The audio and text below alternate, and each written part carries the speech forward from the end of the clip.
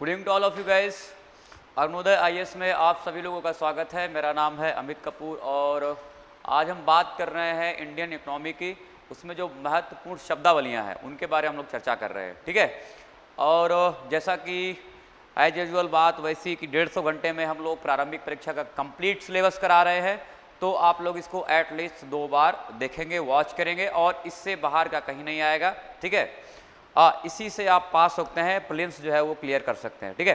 तो ये हम करा रहे हैं सिर्फ 150 घंटे में और ऐसा आपको कंप्लीट सिलेबस का कोई भी क्लास या बैच नहीं मिलेगी जो कि 150 घंटे में करा रहा हो। तो आप इसको एक बार देखेंगे, ओके। तो कई सारी शब्दावलियों हमने बात कर ली हुई है और जो कि लगातार यूपीएससी में पूछे जाते रहे हैं वो शब्दावलियां और उनकी परिभाषाएं, ठीक है। या तो स्टेटमेंट देके पूछी जाती है या सिर्फ आप देखेंगे क्वेश्चन के फॉर्म में पूछी जाती है कि सीधे उसका पहले नाम दे दिया जाता है और उसमें ABCD करके उसकी परिभाषा के बारे में पूछा जाता है कि इसमें इसका मतलब क्या है, ठीक है। तो जो भी शब्दावलियां हैं वो जितनी भी हैं मैं सारी डिस्कस कर रहा हूं यहाँ पे और आपको इसमें से कुछ भी छूटेगा नहीं, ठीक है। और एक बेहतर आपकी समझ बन जाए, एक बेहतर जो है आपकी समझ बन जाए, इस वजह से भी मैं ये शब्दावलियां करा रहा हूं जो कि बहुत महत्वपूर्ण टेक्नोलॉजी है, ठीक है। चलो देखो, ये तीसरी क्लास है। जो नए व्यूअर है एक बार देख लो भाई, 150 घंटे में, मात्र 150 घंटे में यूपीएससी प्रारंभिक परीक्षा का कंप्लीट सिलेबस हम लोग करा रहे हैं, ठीक है। तो इसके बाद में आगे मुद्दे पे हम लोग बात करते हैं, आगे मुद्दे पे हम लोग बात करते हैं, ओके। चलो भाई देख लो क्या क्या हो गया है। हमने बात जो करी हुई थी यहाँ तक बात की हुई थी, ठीक है। ऋण पत्र क्या होता है, डिबेंचर्स क्या होते हैं और तेजड़िया तथा मंदड़िया क्या होती, जो कि शेयर बाजार में जब भी आप न्यूज़पेपर देखेंगे और शेयर के बारे में शेयर बाजार के बारे में पढ़ेंगे तो उसमें ये बखूबी या हूबहू आप देखेंगे तेजड़िया और मंदड़िया जैसे शब्द आ जाते हैं। तो इसके बारे में हमने बात कर ली है, मतलब ये शेयर मार्केट से संबंधित होते हैं, ठीक है। आगे हम लोग बात करेंगे अब नेक्स्ट इनसाइड ट्रेडिंग क्या होती है। इनसाइड अंतरंग व्यापार, इसको हिंदी में बोलते हैं अंतरंग व्यापार, ठीक है। इनसाइड ट्रेडिंग, तो इसके बारे में हम लोग चर्चा करने वाले हैं। कुछ ऐसा होता है कि यहाँ पे अवैध गतिविधियां संपन्न होती हैं। आप पहले मोटा मोटी ये समझ लीजिए कि इनसाइड ट्रेडिंग में होता क्या है कि अंतरंग व्यापार, अब नाम से ही समझ, हिंदी में अच्छी तरह समझ में आ जाएगा। तो कुछ अवैध गतिविधियों के माध्यम से मार्केट संचालित किया जाता है, उसी को यहाँ पे हम लोग इनसाइड ट्रेडिंग बोल रहे हैं। देख लो एक बार फटाफट, हम लोग पढ़ के समझ लेते हैं, ठीक है। अवैध तरीके से शेयरों की खरीद बिक्री के द्वारा लाभ प्राप्त करने को इनसाइडर ट्रेडिंग बोलते हैं, ठीक है। इनसाइड ट्रेडिंग या इनसाइडर ट्रेडिंग बोलते हैं, अंतरंग व्यापार बोलते हैं, ठीक है। तो कैसे, अवैध तरीके से। और यह अवैध खरीद फरोख्त जो होती है या खरीद बिक्री जो होती है अक्सर कंपनी के कर्मचारियों द्वारा ही किया जाता है। जैसे जब किसी कंपनी के प्रबंधन से जुड़ा कोई व्यक्ति कंपनी की गोपनीय जानकारी के आधार पर सिक्योरिटीज या शेयर खरीद या बेचकर अवैध तरीके से लाभ कमाता है तो इसको हम लोग बोलते हैं इनसाइडर ट्रेडर बोलते हैं, उनको इनसाइडर ट्रेडर बोलते हैं। तो अपनी ही कंपनी को क्या है, डुबोने की कोशिश कर रहा है, ठीक है। तो क्या है, यहाँ पे गोपनीय जानकारी के आधार पर सिक्योरिटीज और शेयर की वो खरीद फरोख्त करता है अवैध तरीके से लाभ कमाने के लिए, ठीक है। तो ये बात क्या है हमने समझ ली। अब बात करते हैं नीली अर्थव्यवस्था क्या है, ब्लू इकोनॉमी क्या है। ब्लू इकोनॉमी, हालांकि इसको मैंने हरा कर रखा हुआ है। ब्लू इकोनॉमी क्या है, तो यहाँ पे विश्व बैंक के अनुसार हम समझेंगे। किसके अनुसार समझेंगे, विश्व बैंक के अनुसार जो है हम इसको समझेंगे, ठीक है। विश्व बैंक के अनुसार इसको हम लोग समझेंगे। एक बार थोड़ा सा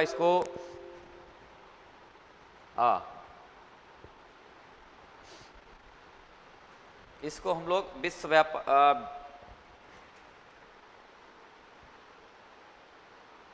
ठीक, थोड़ा सा ये बाहर जा रहा है, थोड़ा सा ये बाहर जा रहा है, तो हम क्या करेंगे,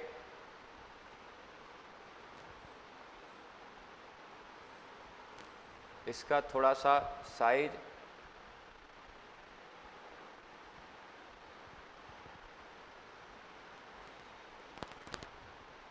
ठीक है। यहां से देख लो एक बार फटाफट, दिख रहा होगा, ऐसे कोई प्रॉब्लम नहीं होगी। हाँ, तो इसमें आप देख रहे हैं कि नीली अर्थव्यवस्था क्या किसको बोलते हैं, तो नीली अर्थव्यवस्था यहाँ पे विश्व बैंक के अनुसार समझेंगे कि महासागरों के एक सेकेंड,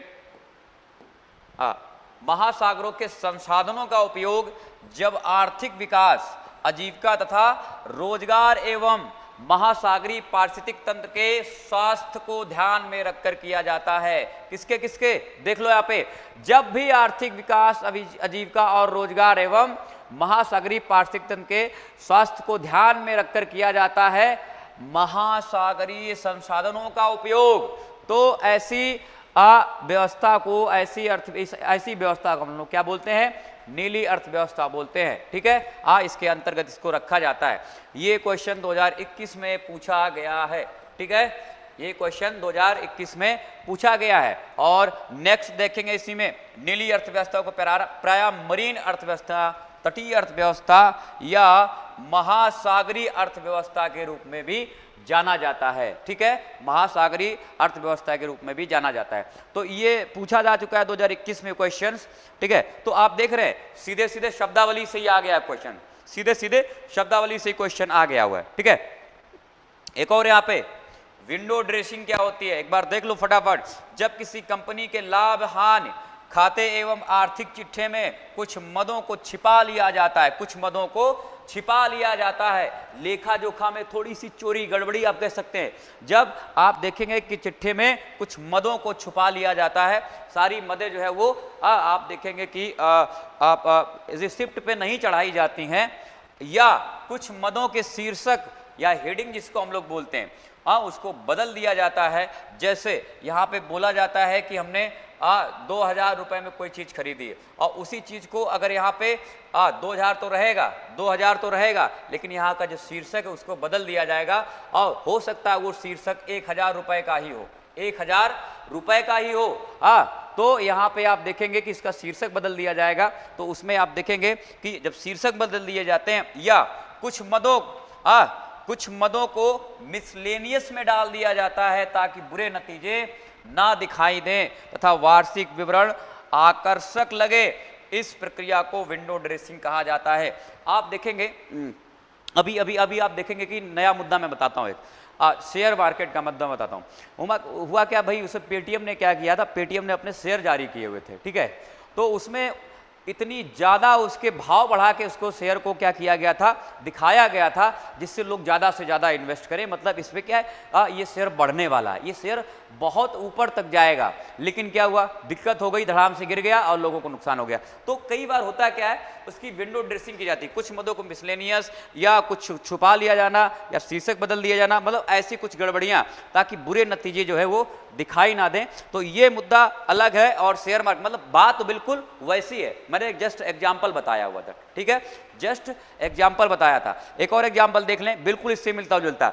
वो क्या है, आप सहारा की बात करें। ठीक है, सहारा कंपनी जो थी उसके बारे में बात करें, तो उसने क्या किया हुआ था, ऐसी इसी वजह से इवन आप सत्यम कंप्यूटर के बारे में समझेंगे। सत्यम कंप्यूटर वाले ने क्या किया था, तो उन्होंने भी यही सारे काम किए थे, तमाम सारी मदों को छिपा लिया था, शीर्षक बदल दिए थे, कुछ मदों को मिसलेनियस में डाल दिया था, मतलब ताकि बुरे नतीजे ना आ सकें। ठीक है, बुरे नतीजे ना दिखाई दें। और आप देख रहे हैं सारा कंपनी पूरी तरह से डूब गई। ठीक है, तो ये ऐसे तमाम सारे लोग क्या करते हैं, विंडो ड्रेसिंग का प्रयोग करते हैं। ओके, नेक्स्ट देखो, क्रिप्टो करेंसी क्या है। क्रिप्टो करेंसी क्रिप्टोग्राफी प्रोग्राम पर आधारित एक वर्चुअल करेंसी या ऑनलाइन मुद्रा है।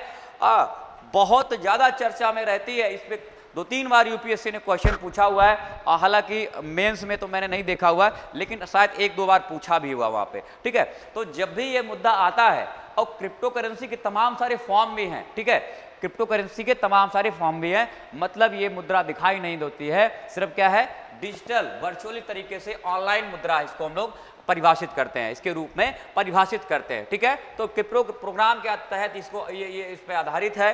ये peer to peer cash system है, और एक वर्चुअल करेंसी को डिजिटल वॉलेट में रखा जाता है, और इसके इस्तेमाल के लिए किसी बैंक या किसी अन्य वित्तीय संस्थान की जरूरत नहीं होती है। अभी मुद्दा उठा हुआ था, आप देख रहे होंगे, एलॉन मस्क ने बोला हुआ था कि क्रिप्टो करेंसी के बारे में कुछ बोल दिया हुआ था, तो आप देखेंगे उसका भाव लगभग आधा हो गया था। ठीक है, लगभग भाव क्या है, आधा हो गया था। ठीक है, तो इसमें बहुत स्थिरता नहीं होती है। इसमें आप कह सकते हैं हाई पावर, आप कह सकते हैं बिजली की ज़्यादा आवश्यकता होती है, क्योंकि लगातार कंप्यूटर खोल के रखने होते हैं उसके, आप कह सकते हैं कि एक्सचेंज करने के लिए या ट्रेडिंग करने के लिए। तो ये बहुत आप कह सकते हैं कि एक तरह से सरकारें जो है इसको बहुत ज़्यादा अलाउ नहीं करती, केंद्रीय सरकार जो होती है या केंद्रीय बैंक जो है इसको अलाउ नहीं करती हैं। भारत सरकार ने अभी क्या है ऐसा मुद्दा उठा हुआ था और सुप्रीम कोर्ट ने कुछ बोला हुआ है, क्या इस पर काम करना चाहिए, तो सरकार ने अभी मना कर दिया हुआ है। ठीक है, नेक्स्ट देखो, तरलता जाल, लिक्विडिटी ट्रैप। तरलता जाल क्या है, एक ऐसी स्थिति जब किसी अर्थव्यवस्था में बहुत अधिक पूंजी की उपलब्धता होती है, लेकिन ध्यान रखना तरलता जाल में लोग कैसे फंसते हैं, देख लो एक बार फटाफट दोबारा से। ऐसी स्थिति जब किसी अर्थव्यवस्था में बहुत अधिक पूंजी की उपलब्धता होती है, लेकिन इसे निवेश या खर्च के लिए उपयोग नहीं किया जाता है, इसके बजाय यह पूंजी गैर उत्पादक गतिविधियों के लिए जमा या उपयोग की जाती, जिसको हम लोग क्या बोलते हैं, तरलता जाल बोल देते हैं। ठीक है, क्या करते, जिस काम के लिए इसको उपयोग करना चाहिए वैसे वहां पे इसको नहीं लगाया जाता, वहां पे इसका उपयोग नहीं किया जाता है। कहां पे उपयोग किया जाता है, यह पूंजी जो है गैर उत्पादक गतिविधियों के लिए जमा या उपयोग की जाती है, जिसको हम लोग क्या बोलते हैं, तरलता जाल। जब कहते हैं बहुत ज़्यादा पैसा आ जाता है, जब बहुत पैसा आ जाता है तो कहाँ लगा देते हैं, निवेश नहीं करते, उसको गलत गतिविधियों, गैर उत्पादक गतिविधियों में लगा देते हैं, और ऐसे में लोग क्या है तरलता जाल में फंस जाते हैं, और फिर चीज़ें क्या हो जाती हैं, आप कह सकते हैं कंपनी के बंद होने की नौबत आ जाती है। ठीक है, नेक्स्ट देखो, गरीबी रेखा या निर्धनता रेखा क्या है, पॉवर्टी लाइन। ठीक है, इस पे हम लोग विस्तार से चर्चा करेंगे, एक अपने आप में ये चैप्टर है, एक अध्याय है। ठीक है, फिलहाल यहाँ पे हम एक व्यू बना रहे हैं, तो देख लो, आय के उस स्तर को कहते हैं गरीबी रेखा या निर्धनता रेखा, आय के उस स्तर को कहते हैं जिससे कम आमदनी होने पर इंसान अपनी भौतिक जरूरतों को पूरा करने में असमर्थ होता है, अपनी भौतिक जरूरतों को वो सामान्य जो नीड्स होती हैं उसको पूरा करने में क्या है, ये उनको पूरा नहीं कर पाता, उसमें करने में असमर्थ होता है। और गरीबी रेखा अलग अलग देशों में अलग अलग होती है। उदाहरण के लिए अमेरिका में निर्धनता रेखा जो है वो भारत में मान्य निर्धनता रेखा से काफी ऊपर है। हमारे यहाँ पे अगर बहुत कम पैसे में भी क्या है, आप देखेंगे, अभी हम लोग देखेंगे तेंदुलकर समिति है, लकड़वाला समिति है, इनके बिहाफ पे देखेंगे, फिर हमारा राष्ट्रीय सर्वेक्षण जो है उस सर्वे उसके आधार पे हम लोग देखेंगे, NSSO के आधार पे उस पर भी हम बात करेंगे कैसे कैसे वो निर्धारित करता है। ठीक है, लेकिन कहाँ आप देख रहे हैं यहाँ पे कि अमेरिका में निर्धनता रेखा जो है वो भारत में मान्य निर्धनता रेखा से काफी ऊपर है।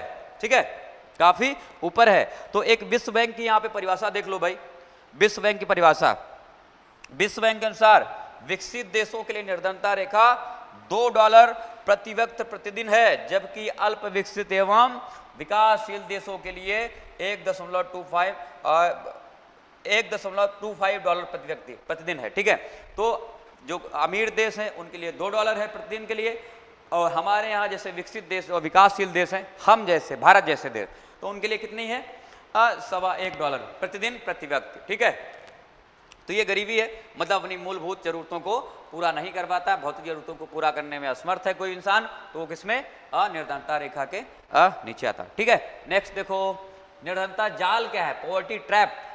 यहाँ पे देखेंगे रेगनर नर्स जो है एक कह सकते हैं थिंकर हैं, आप कह सकते हैं एक इकोनॉमिस्ट हैं, उनके अनुसार उन्होंने कुछ बताया हुआ है, यहाँ पे एक बार देख लो।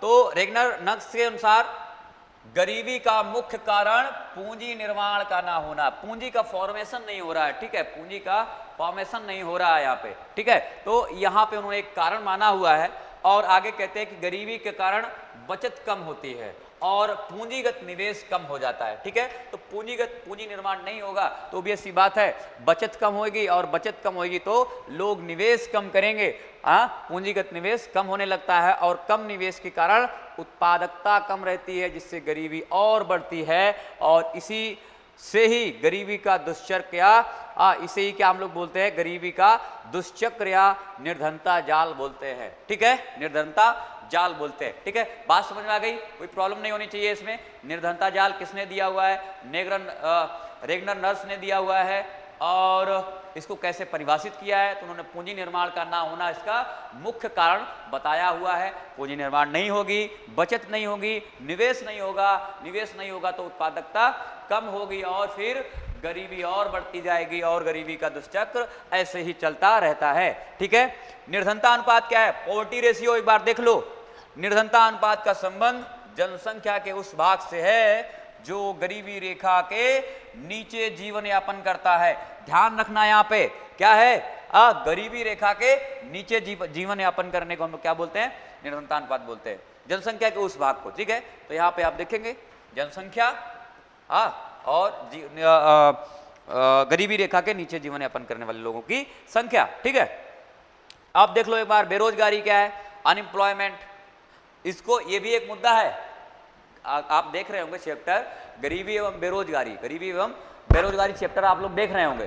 तो भाई पूरा का पूरा एक अध्याय है, उसको हम लोग पढ़ने वाले। अभी हम लोग क्या बात कर रहे हैं, शब्दावलियों की बात कर रहे हैं, तो बहुत कंफ्यूज नहीं करना एकदम से। ये शुरुआत है अभी, इसमें अभी कहते हैं पिक्चर अभी बाकी है, तो इसमें अभी बहुत सारी बातें करनी है हमें। बेरोजगारी, बेरोजगारी उस व्यक्ति को बेरोजगार उस व्यक्ति को कहा जाता है, बेरोजगार उस व्यक्ति को कहा जाता है जो कि बाजार में प्रचलित मजदूरी दर पर काम तो करना चाहता है, काम तो करना चाहता है। मान लो जो मजदूरी दर है कितनी है, 200 रुपए, 200 रुपए पे काम तो करना चाहता है लेकिन उसे काम नहीं मिल पा रहा है।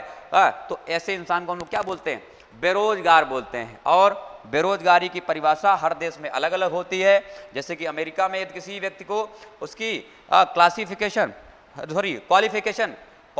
के हिसाब से नौकरी नहीं मिलती है तो उसे बेरोजगार माना जाता है। ठीक है, बेरोजगार माना जाता है। और हमारे यहाँ पे क्या है, हमारे यहाँ पर आप देख रहे हैं मजदूरी दर नहीं मिल रही है ना, मजदूरी नहीं मिल रही तो उसको हम लोग क्या बोल देते हैं, तो उसको हम लोग क्या बोल देते हैं, उसको बेरोजगार बोलते हैं। लेकिन अमेरिका में अगर पढ़ा लिखा व्यक्ति क्वालिफाइड व्यक्ति को नौकरी नहीं मिलती है तो उसको वहाँ पे इस तरह से बेरोजगारी के रूप में परिभाषित करते हैं। तो भारत और अमेरिका दोनों में आप देखेंगे बहुत ही मेजर अंतर है बेरोजगारी को परिभाषित करने के लिए। ठीक है, नेक्स्ट देखो लॉरेंज वक्र, बड़ा ही इंपॉर्टेंट है और इस पे हमने फोटो भी लगा रखी है समझाने के लिए आपको, तो प्रॉब्लम नहीं होगी बिल्कुल से। और इससे सीधे सीधे क्वेश्चन पूछे जाते हैं, सीधे सीधे आपको क्वेश्चन पूछे जाएंगे। ठीक है, देखो फटाफट कैसे, किसने दिया हुआ है वो भी देख लो।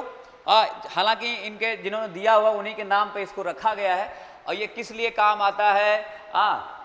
और इससे एक जुड़ा और भी है गिनी कोफिशिएंट, जिसको हम लोग बोलते हैं गिनी गुणांक बोलते हैं, उस पर भी हम लोग चर्चा करने वाले हैं। ठीक है, देख लो भाई लॉरेंज वक्र क्या है, यही जो वक्र बना हुआ है ये इसको हम लोग लॉरेंज वक्र बोलते हैं ये, और इसको कहा जाता है शायद 45 डिग्री। ठीक है, 45 डिग्री वाला एरिया जो है यहाँ पे हम लोग बात करेंगे।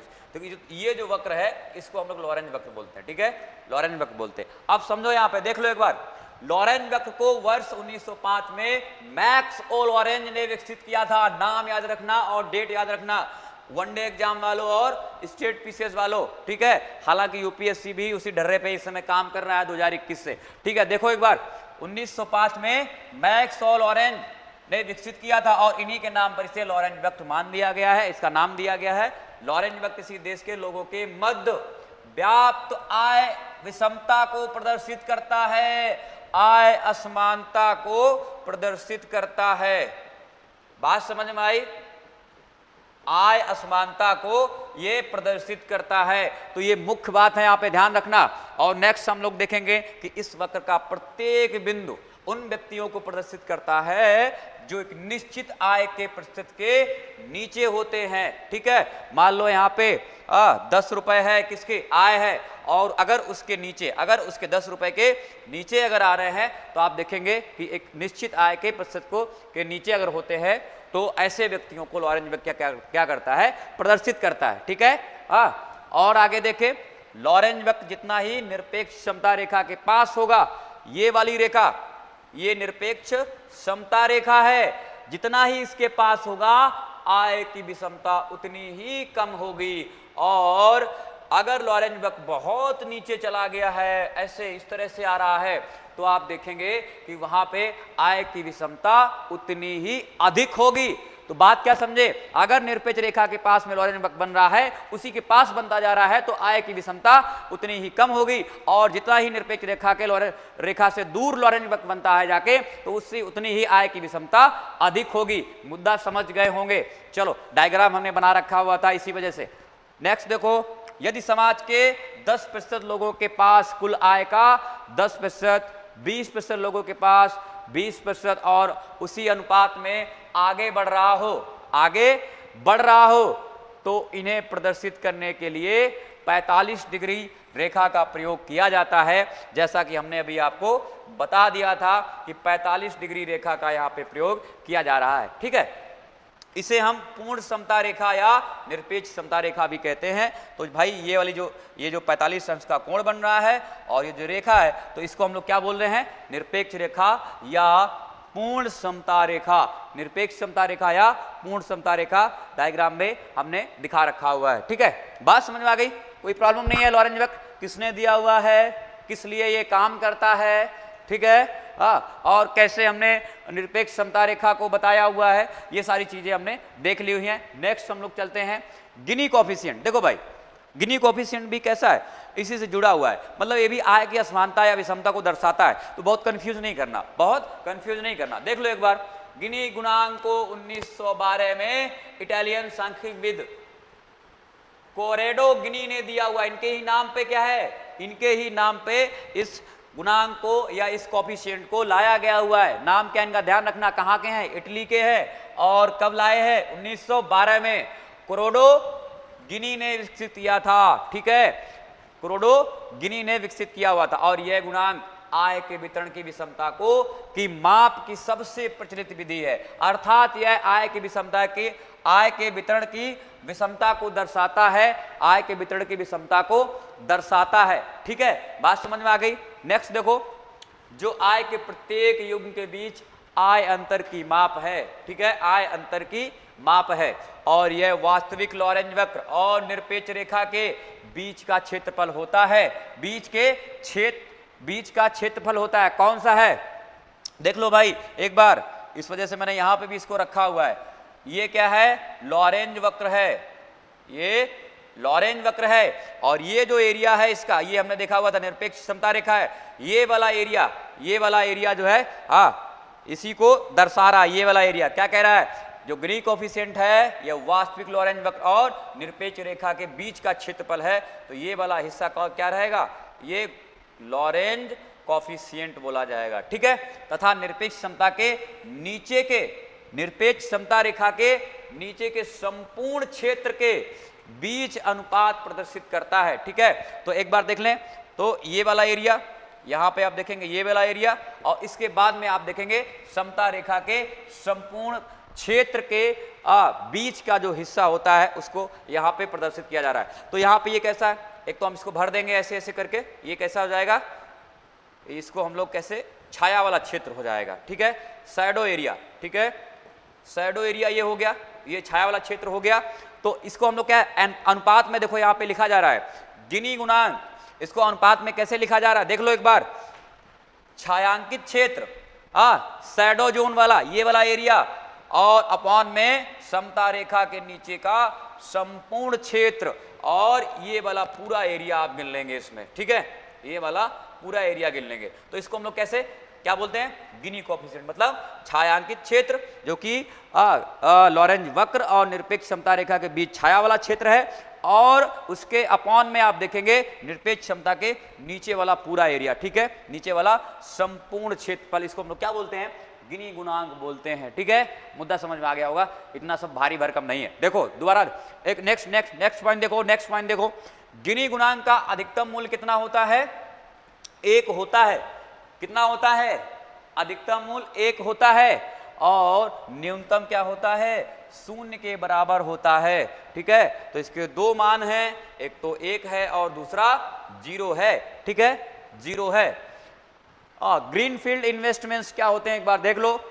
ग्रीनफील्ड इन्वेस्टमेंट फटाफट देख लो, हरित क्षेत्र निवेश या ग्रीनफील्ड इन्वेस्टमेंट निवेश का वह स्वरूप है जहां विद्यमान प्लांट के विस्तार की अपेक्षा नए स्थान पर सामान्यतः विद्यमान औद्योगिक क्षेत्र से बाहर एक नई औद्योगिक इकाई की स्थापना के लिए निवेश किया जाता है। एक नई, क्या बोल रहा है यहाँ पे, नई औद्योगिक इकाई की स्थापना के लिए जहां पे निवेश किया जाता है तो हम लोग क्या बोलते हैं, ग्रीन फील्ड इन्वेस्टमेंट, हरित क्षेत्र निवेश। हरित क्षेत्र वह निवेश स्वरूप जो जहां विद्यमान प्लांट के विस्तार की अपेक्षा एक नए स्थान पर सामान्यतः विद्यमान औद्योगिक क्षेत्र से बाहर, एक बाहर एरिया में एक नए औद्योगिक इकाई की स्थापना, नई औद्योगिक इकाई की, इस ध्यान देना इस पॉइंट पे, नई औद्योगिक इकाई की स्थापना हम लोग क्या बोलते हैं, ग्रीन फील्ड इन्वेस्टमेंट। ठीक है, और ब्राउन फील्ड देख लो एक बार, ब्राउन फील्ड इन्वेस्टमेंट क्या होता है देख लो एक बार फटाफट। इसके अंतर्गत रणनीतिक रूप से किसी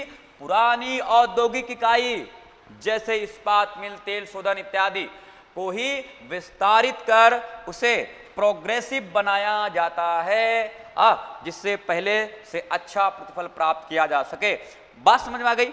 ग्रीन फील्ड में क्या है, ग्रीन फील्ड में मतलब हम एक नई औद्योगिक इकाई की स्थापना कर रहे हैं, और ब्राउन फील्ड में हम क्या कर रहे हैं, वही रणनीतिक तौर पर एक हम नई रणनीति बनाते हैं, लेकिन पुरानी औद्योगिक इकाई ही होती है। ग्रीन फील्ड में हम एक नई रणनीति बनाते हैं एक नए औद्योगिक इकाई की स्थापना करने के लिए, लेकिन ब्राउन फील्ड में ऐसा नहीं है। यहाँ पे हम एक रणनीतिक रूप से पुरानी ही औद्योगिक इकाई में उसको ही विस्तारित करते रहते हैं। ठीक है, बात समझ आ गई, जिससे कि अच्छा प्रतिफल प्राप्त किया जा सके। ब्राउन फील्ड निवेश में कोई निवेशक कंपनी या सरकारी इकाई किसी वर्तमान उत्पादन सुविधा या स्थान का क्रय करती है जिस पर नई क्रियाएं शुरू की जा सके। ठीक है, नई क्रियाएं शुरू की जा सके। तो बात समझे कि उसको खरीद लिया जाता है। हाँ, निवेशक क्या करते हैं, खरीद लेते हैं। ठीक है, फिर उसी पे क्या है, नए सिरे से उसी पे काम करते हैं, उसको कहीं बाहर नहीं ले जाकर स्थापित करते हैं, जैसा कि ग्रीन फील्ड में किया जा रहा था। बात समझ गए ना, मुद्दा समझ गए। चलो नेक्स्ट देखो, गिनी कोफिशिएंट यहां कैसे आ गया भाई ये, अच्छा देख लो एक बार, वहीं से देख लो एक बार, पीपीटी में देख लो। गिनी गुणांक लॉरेंज वक्र पर आधारित है। गिनी गुणांक जैसा कि हम बता चुके तो कंफ्यूज नहीं करना कि आधा यहाँ पे कैसे आ गया। बता चुके थे कि भाई गिनी गुणांक जो है वो लॉरेंज वक्र पर ही आधारित होता है। ये समाज में आय एवं संपत्ति की असमानता की माप है, ये भी हम बातचीत कर चुके हैं। ठीक है, गिनी गुणांक यदि 0 है तो मतलब क्या है, समाज में सभी व्यक्तियों की आय समान है। अगर 0 है तो मतलब सभी व्यक्तियों की आय समान है। और इसके विपरीत यदि गिनी गुणांक 1 है तो इसका तात्पर्य है सारी आय कुछ ही व्यक्तियों के पास में संकेंद्रित है, केंद्रित है, सेंट्रलाइज्ड है। ठीक है, बात समझ में आ गई। चलो, तो 0 का मतलब क्या है कि सभी व्यक्तियों के पास आय समान है। 1 का मतलब है कि कुछ ही व्यक्तियों के पास लगभग सारी आय जो है वो संकेंद्रित है। अदृश्य हाथ क्या होते हैं, इनविजिबल हैंड। एडम स्मिथ यहाँ पे कुछ बात करते हैं। एडम स्मिथ जो है कुछ बात करते हैं। कहा तो जाता है कि ये अर्थव्यवस्था के जनक हैं। ठीक है, जनक कहा जाता है इनको। देख लो एक बार, अदृश्य हाथ क्या है, प्रत्येक व्यक्ति अपने लाभ को बढ़ाने की सोचता है और ऐसा करते हुए जो भी कार्य करता है स्वतः ही समाज के या सभी के हित में होता है। याद करो, आप अपने लिए कमाने की सोच रहे हैं, मैं इंडिविजुअल हैंड की बात कर रहा हूं। ठीक है, आप अपने लिए कमाने की सोचते हैं तो जब भी आप अपनी आय अर्जित करते हैं तो आपसे क्या है, थोड़ा सा इनकम टैक्स ले लिया जाता है। या आप जब भी कोई स्टार्टअप स्टार्ट करते हैं तो क्या अकेले तो काम नहीं कर सकते हैं, आप अपना लाभ कमाने की कोशिश करते हैं तो उसमें 10 लोगों को और रखना होता है।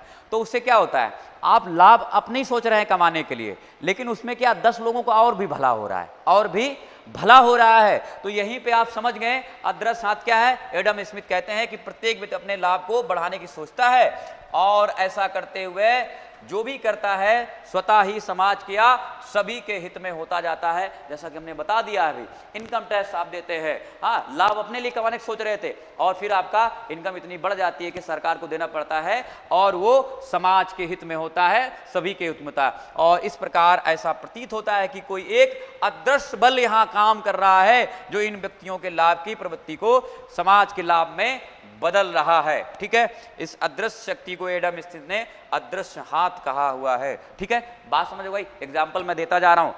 इकोनॉमी में बहुत ज्यादा चीजें क्या है, बस थोड़ा एग्जाम्पल मिल जाए चीजें समझ में आ जाती हैं, और वैसा मैं कर भी रहा हूं तो कोई प्रॉब्लम होगी नहीं आपको। नेक्स्ट देखो, अब हम बात कर रहे हैं एक बड़े चैप्टर पे, एक बड़े चैप्टर पे बात कर रहे हैं। तो हम आज जो मुद्दों को डिस्कस करेंगे तो उसको फटाफट हम निर्धनता की बात आज कर लेते हैं।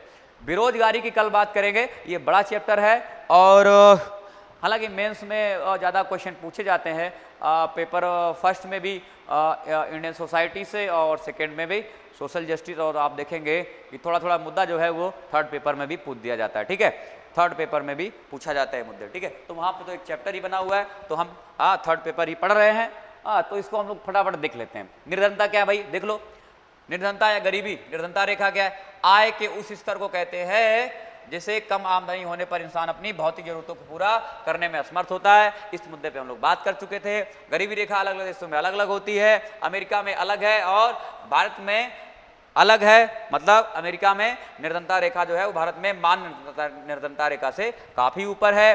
विश्व बैंक के अनुसार हमने देख लिया हुआ था, यहाँ पे $2 जो है अमेरिका की बात हो रही थी प्रतिदिन प्रति व्यक्ति, और अल्प विकसित तथा विकासशील देशों में $1.25 की बात हो रही थी प्रति व्यक्ति प्रतिदिन। तो हमने ये बातें कर ली हुई थी। अब यहाँ से मुद्दा हम लोग पढ़ते हैं ठीक से। लकड़वाला समिति के अनुसार निर्धनता क्या है, ठीक है, यहां से हम लोग देखते हैं। चलो भाई, वर्ष 1989 में योजना आयोग ने डीटी लकड़वाला की अध्यक्षता में पुनः एक कार्यदल का गठन किया। हालांकि इससे पहले तमाम सारी चीजें हो रही थी, इससे पहले तमाम सारी चीजें हो रही थी, लेकिन अंदाजा नहीं लग रहा था कि निर्धनता को कैसे मापा जाए, कैसे मापा जाए। तो यहाँ पे आप देख रहे हैं टीडी लकड़वाला की अध्यक्षता में एक कार्यदल का गठन किया जाता है 1989 में, और इस कार्यदल ने प्रत्येक राज्य के लिए अलग अलग निर्धनता रेखा बनाई। जितने भी हमारे पास उस समय राज्य थे सबके लिए एक अलग अलग निर्धनता रेखा बनाई, और इसके लिए शहरी क्षेत्रों में औद्योगिक श्रमिकों के उपभोक्ता मूल्य सूचकांक को और ग्रामीण क्षेत्रों में कृषि श्रमिकों के उपभोक्ता मूल्य सूचकांक को आधार बनाया। ध्यान रखना पॉइंट को, इस पॉइंट को ध्यान रखना, पीटी पॉइंट ऑफ व्यू, इस पॉइंट को क्या रखेंगे, ध्यान रखेंगे। सबसे पहली बात क्या हुई थी यहाँ पे आप पहली बात देखेंगे कि राज्य के लिए अलग अलग निर्धनता रेखा बनाई गई। फिर इसके लिए शहरी क्षेत्रों में औद्योगिक श्रमिकों के उपभोक्ता मूल्य सूचकांक को और ग्रामीण क्षेत्र में कृषि श्रमिकों के उपभोक्ता मूल्य सूचकांक को आधार बनाया गया था। मतलब शहर में औद्योगिक श्रमिक और गांव में कृषि श्रमिकों को उपभोक्ता मूल्य सूचकांक का आधार बनाया गया था, और उसी हिसाब से यहाँ पे निर्धनता की बात कही गई थी, उसको मापने की बात कही थी। 1990 में पुनः कैलोरी को निर्धनता की गणना का आधार बनाया गया था। इस पे भी हम लोग विस्तार से चर्चा करने वाले हैं, ठीक है, विस्तार से चर्चा करने वाले हैं। तो कैलोरी को निर्धनता का आधार कब बनाया गया था, 1990 में। सुरेश तेंदुलकर समिति भी यहाँ पे आती है। देख लो भाई यहाँ पे क्या फैक्ट है और क्या कॉन्सेप्ट इन्होंने दिया हुआ था, एक बार फटाफट देख लो। इस समिति ने कैलोरी के स्थान पर प्रति व्यक्ति मासिक उपभोग व्यय को आधार बनाया। क्या बनाया हुआ था, प्रति व्यक्ति मासिक उपभोग और व्यय, ठीक है, कितना कमाया, उपभोग व्यय मासिक उपभोग व्यय को आधार बनाया था। लेकिन यहाँ पे देखेंगे लकड़वाला समिति की बात करें तो यहाँ पे क्या बात हो रही है, यहाँ पे औद्योगिक श्रमिक और ग्रामीण श्रमिकों को आधार बनाया गया था। फिर 90 में कैलोरी को निर्धनता की गणना का आधार बनाया गया था। लेकिन यहाँ पे जो तेंदुलकर समिति है, सुरेश तेंदुलकर, वहाँ पे कैलोरी के स्थान पर प्रति व्यक्ति मासिक उपभोक्ता व्यय की बात करते हैं। और इस समिति ने शहरी क्षेत्र में 1000 रुपए प्रति व्यक्ति प्रतिमाह, 1000 रुपए प्रति व्यक्ति प्रतिमाह मतलब 33 रुपए प्रतिदिन, और ग्रामीण क्षेत्रों में 816 रुपए प्रतिमाह मतलब 27 रुपए प्रतिदिन के से भी कम खर्च वाले लोगों को गरीब बताया हुआ था।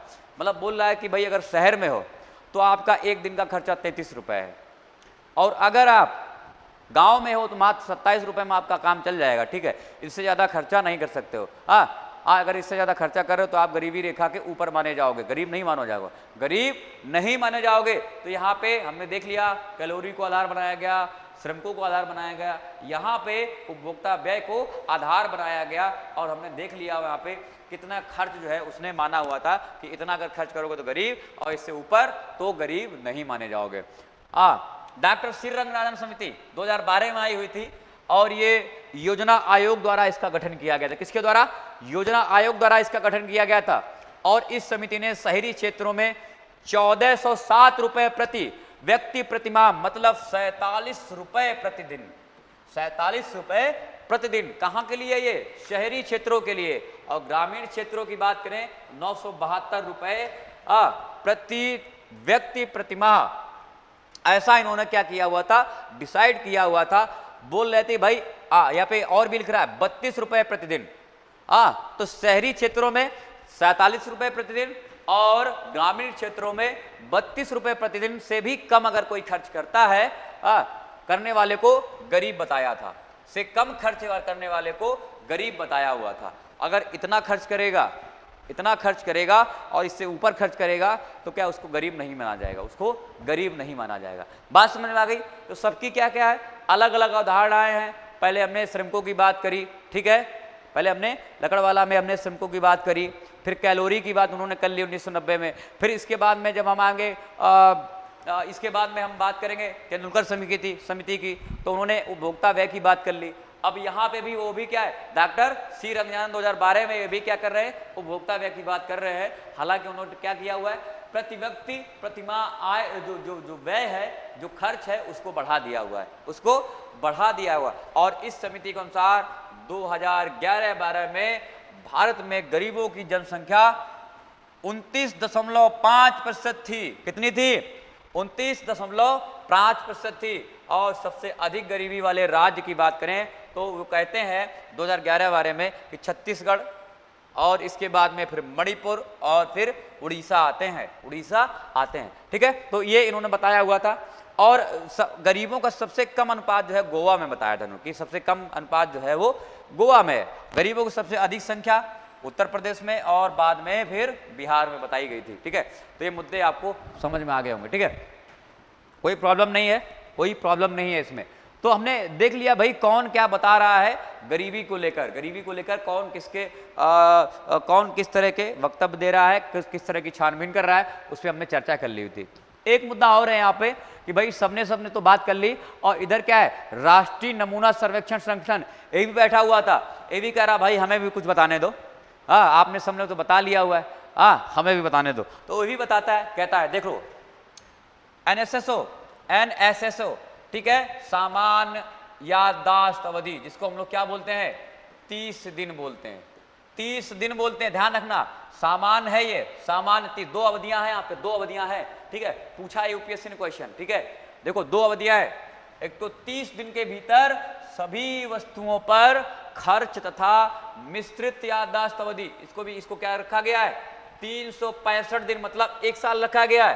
तो मिश्रित याददाश्त अवधि 365 में 5 अखाद्य वस्तुओं जैसे कि वस्त्र, ध्यान रखना वस्तुओं के बारे में ध्यान रखना, वस्त्र, जूते चप्पल, टिकाऊ वस्तु में चिकित्सा और शिक्षा पर खर्च को गरीबी के सर्वेक्षण का आधार बनाया गया था। तो एनएसएस ने क्या किया हुआ था, यहाँ पे उसने 2 अवधियां डिसाइड की हुई थी, और उन अवधियों के भीतर सभी वस्तुओं पर खर्च की बात करता है। 30 दिन वाली अवधि में सभी वस्तुओं के खर्च की बात करता है, और मिश्रित याददाश्त वालों में कितने, 5 अखाद्य वस्तुओं को शामिल करके जो है ये गरीबी के सर्वेक्षण का इन्होंने आधार बनाया हुआ है, ठीक है, आधार बनाया हुआ है। और इसके अनुसार भारत में देख लो गरीबी के आंकड़े क्या है, ध्यान से देख लो एक बार। सर्वेक्षण वर्ष 2004-05 में भारत में आप देखेंगे 37.2% है, ग्रामीण में 42% है, और शहरों में 25.5% है, 25.5% है, ठीक है। तो एक तरह से आप देख रहे हैं ओवरऑल कितनी है, ये देखेंगे 2004-05 में 37.2 है। तो ग्रामीण में ज़्यादा है, शहरों में कम है। और 2009-10 की बात करें तो 29.8 ये हो जाती है, मतलब गरीबी अब कम हो रही है, ठीक है। और तुलना करें 2004-05 से 2009-10 की, तो आप ग्रामीण में भी क्या है, काफ़ी गरीबी जो है वो कम हुई है। शहरों में आप देखेंगे 20.9 हुई है, और ग्रामीण में 33.8 हुई है, ठीक है। और 2011-12 की बात करें, 2011-12 की बात करें तो 21.95 यहाँ पे भारत में संपूर्ण गरीबी की बात करते हैं। ये इतने परसेंट यहाँ पे गरीबी है, और ये कम होते हुई ग्रामीण में देखेंगे 25.7 हुई है, और 13.7 वो शहरों में हुई है, ठीक है। तो एक तरह से क्या धीरे धीरे गरीबी कम हो रही है भारत में। आपने क्या देखा हुआ कि लगातार एक ऑर्डर में क्या है, गरीबी कम हो रही। 2004-5 में आपने देखा 37, फिर इसके बाद में 9-10 में 29, फिर इसके बाद में 11-12 में 21 से 22% ये रह जाती है। ठीक है, तो ये बातें हमने कल कर ली हुई। ठीक है, चलो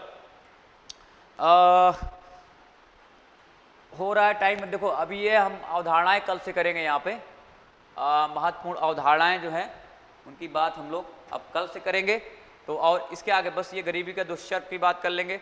यहाँ पे हम लोग कर चुके हैं इसके बारे में, ये सारे मुद्दे हम लोग कर चुके हैं। फटाफट रिवाइज कर लेंगे एक बार। ये भी कर चुके हैं, निर्धनता अनुपात की बात हम लोग कर चुके हैं।